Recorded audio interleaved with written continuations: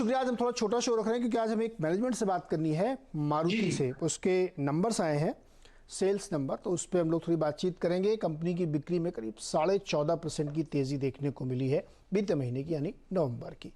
Company ने एक महीने में 1,59,000 गाड़ियां बेची हैं। बिक्री और फ्यूचर प्लान पर बातचीत करने के लिए हमारे साथ मौजूद है कंपनी के senior executive director marketing and sales Shashank Srivastava. Shashank ji, बहुत बहुत स्वागत है आपका। जिस तरीके से नंबर्स हम लोगों ने देखे, लगातार मंथली नंबर इम्प्रूव हो रहे हैं और फेस्टिव सीज़न, मैरिज सीज़न, ये सब था तो जो नंबर तो काफ़ी इम्प्रूव दिख रहे हैं। आप लोगों के इंटरनल असेसमेंट क्या है, चूँकि अब यहाँ से आगे जाते हुए भी क्या ये मोमेंटम बरकरार रहेगा?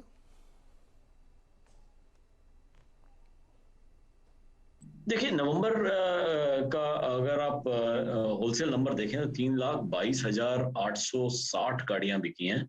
और उसका मुवाजना अगर गुज़िश्ता माली साल 2021-22 नवंबर 21 से करें, जब 2,45,000 गाड़ी बिकी थी, तो ये एक 31.4% का इजाफा है। तो इससे और ये अभी तक का सबसे ज्यादा होलसेल नवंबर का है अभी तक। तो दूसरा एक आंकड़ा जो मैं जिसका ध्यान आपका दिलाना चाहूंगा वो है कि ये लगातार छठा महीना है जब होलसेल इंडस्ट्री में 3 लाख के आंकड़े को पार किया है। इससे ऐसा लग रहा है कि प्री कोविड लेवल से इंडस्ट्री आगे निकल गई है।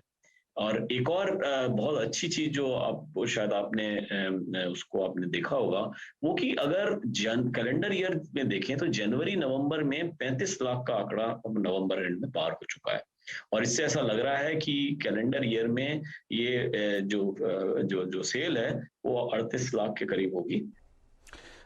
शशांक जी, आपका चूंकि पोर्टफोलियो में बहुत सारे मॉडल्स हैं गाड़ियां, तो मुझे थोड़ा उसका ब्रेकअप समझना है कि किस किस तरीके की बिक्री कौन से मॉडल्स की रही, और जो नए लॉन्च आपने किए हैं अपग्रेडेड मॉडल ऑल्टो या ब्रेजा का हो, उसमें कैसा रहा? देखिए, अगर आप ओवरऑल नंबर्स की इस महीने की बात करें नवंबर में, तो ऑल्टो के जो आंकड़ा है वो करीब 16,000 के करीब गाड़ियां, और वो इंडस्ट्री की थर्ड हाईएस्ट सेलिंग व्हीकल रही है। और अगर आप वही अर्टिगा की बात करें, 13,800 का आंकड़ा पार किया है। ब्रेजा ने लगभग 12,000 से थोड़ा कम 11,200 के करीब ब्रेजा का आंकड़ा है। तो अच्छा परफॉर्मेंस रहा है और इन गाड़ियों का। और अगर आप अप्रैल नवंबर का जहां तक हवाला दें, तो उसमें 7 में जो टॉप 10 मॉडल्स हैं उसमें 7 मारुति सुजुकी के हैं, और पहले 5 मॉडल तो छोटी गाड़ियां हैं जिसमें वैगन आर, बलिनो, ऑल्टो और स्विफ्ट और नेक्सॉन है। शशांक जी, ऑटो एक्सपो आने वाला है, और ऑटो एक्सपो में हम लोगों को बहुत सारे नए नए मॉडल्स देखने को मिलते हैं अलग अलग कंपनीज के, और फिर लोग इंतज़ार करते हैं उनका। तो इस बार मारुति से क्या उम्मीदें रखनी चाहिए? देखिए, अभी हम अपने जो हमारे प्लान्स हैं, जो मंसूबे हैं इसके ऑटो एक्सपो के, वो अभी हम फाइनलाइज कर रहे हैं। तो इसके बारे में तो कुछ कहना कबले वक्त होगा, लेकिन ये इतना जरूर कहूँगा कि हम बड़े पैमाने पे जो है इसमें पार्टिसिपेट करेंगे। और अब जैसे हमने पिछले सालों में जिस तरह से इसमें शिरकत की है ऑटो एक्सपो में, वैसे ही हम इस बार भी अच्छे से पार्टिसिपेट करेंगे। और जैसे ही हम उसके जो हमारे जो प्लान्स हैं वो फाइनलाइज होते हैं, वो हम आपको जरूर बताएंगे। ओके सर, टोयोटा के साथ आपका जो जेवी है उसमें कुछ बहुत सारे एक्साइटिंग चीज़ें सोशल मीडिया पे घूमती रहती हैं। कोई एक इनोवा है जो सामने आ सकती है, पता नहीं क्या है।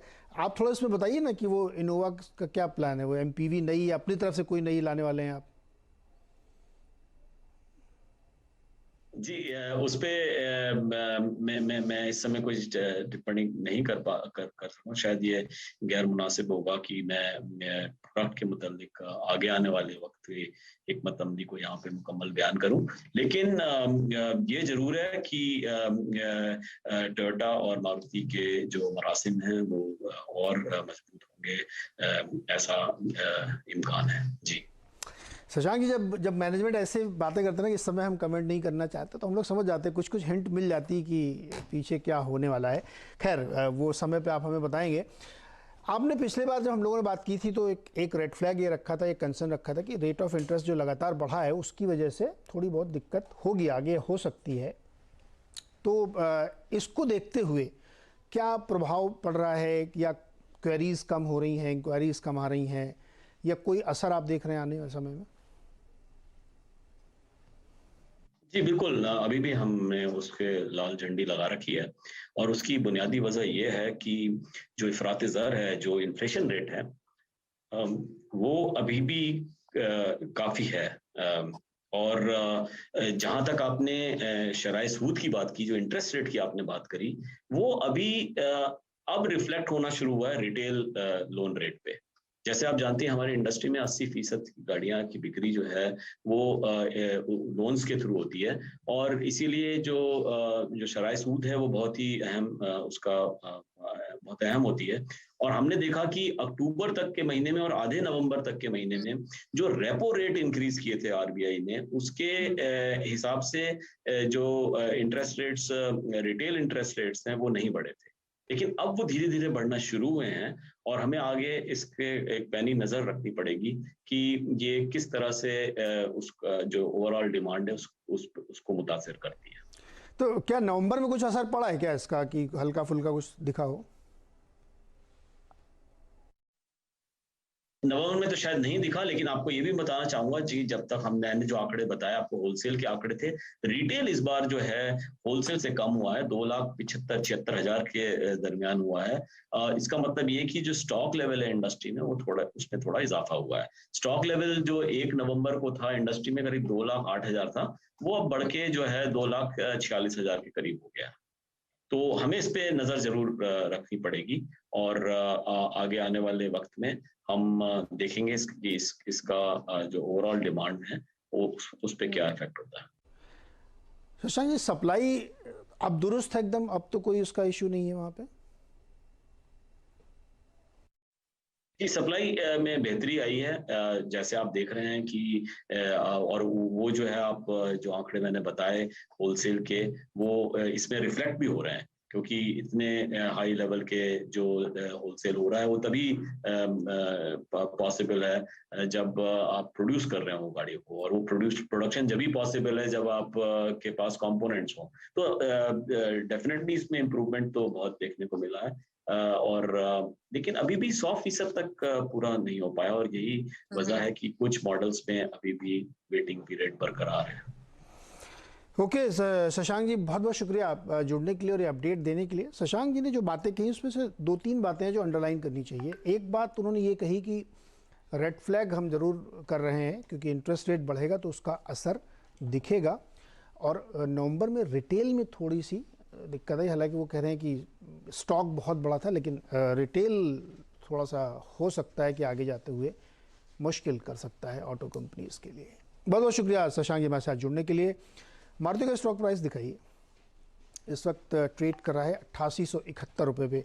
गाबा जब ये हैं हमारे साथ, गाबा जी, मारुति अच्छा लगता है आपको? गाड़ी अच्छी लगती है कि शेयर अच्छा लगता है इसका? गाड़ी तो हमारी अच्छी लगती है, बिल्कुल अच्छी गाड़ी है, तो क्या खराब है। मुझे लगता है जो मारुति का जो शेयर है, स्टॉक है, यहाँ पर स्ट्रॉन्ग सपोर्ट जोन 8500 के आसपास है। यहाँ पर ये बाई मोड पर है, बेसिक चार्ट स्ट्रक्चर पॉजिटिव है। इसमें जब भी कोई डिप्स मिलती है ये खरीदारी का मौका बन जाता है मारुति में। इतना है कि डिप्स का इंतजार करना पड़ता है, तब जाके खरीदे। अब जो टारगेट है, करीब रिसेंट आया हमने देखा 9750, 10,000 के आसपास। Give some time and space, फिर 10,000 के तरफ जाएगा जरूर। लेकिन क्या है कि डिप मिले तब खरीदना चाहिए और फिर पेशेंटली होल्ड करें मार्केट।